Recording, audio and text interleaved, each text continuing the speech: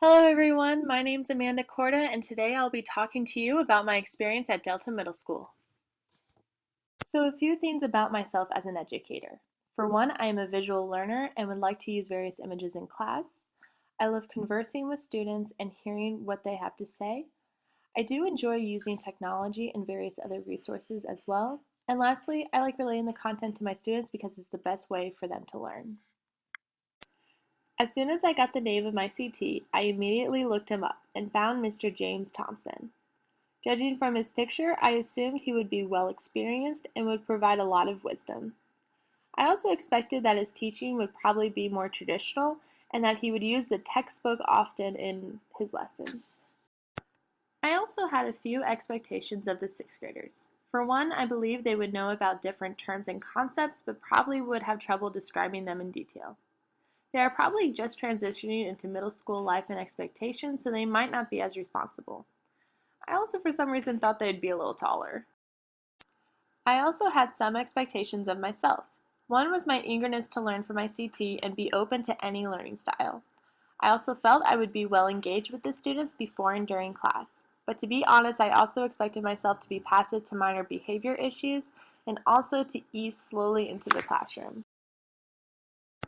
Finally, today was the day. I entered the doors of Delta Middle School and had to walk all the way to the back of the school to reach Mr. Thompson's room. His classroom consisted of numerous Three Stooges merchandise, stacks of paper, and football and history-related items around the classroom. The desk at the front of the room would be where my CT and I would sit to conduct class. I quickly found out a few things about my CT in just a short span of time.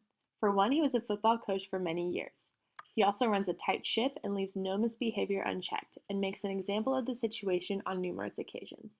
He also uses textbook materials frequently, but it didn't take much to see that he cares for his students and wants them to succeed. We talked about having routines in the class, and in his I noticed a few. One was that every Monday his students were expected to fill out their agendas for the week. For each unit, he provided a chapter study guide for his students to work on in class. He also provided what was called a basic criteria sheet to fill out and study for the end of the unit. My first aha moment came that first Friday when Mr. Thompson had us up. The students were expected to start and finish the end of the chapter textbook work by themselves.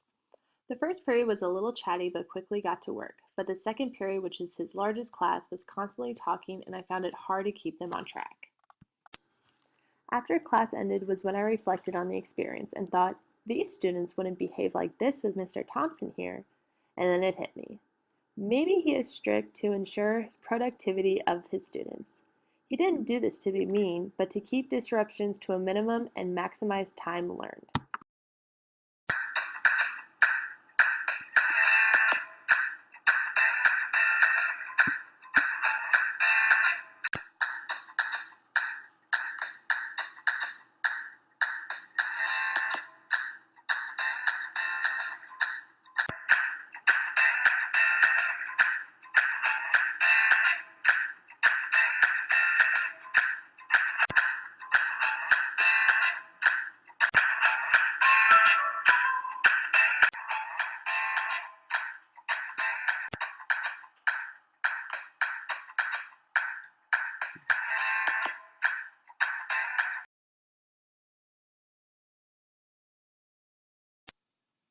In the end, I was very happy having Mr. Thompson as my cooperating teacher.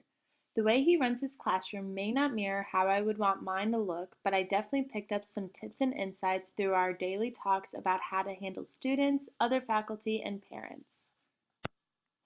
The students themselves have even impacted me. Before, I could never see myself working in a middle school, but after actually experiencing one, I could see it as a reality. The students made me want to interact within their school and even dress up during homecoming week, which I had a blast doing. Thank you for hearing about my field experience at Delta Middle School, and I am more than happy to answer any questions you might have. Created using Powtoon.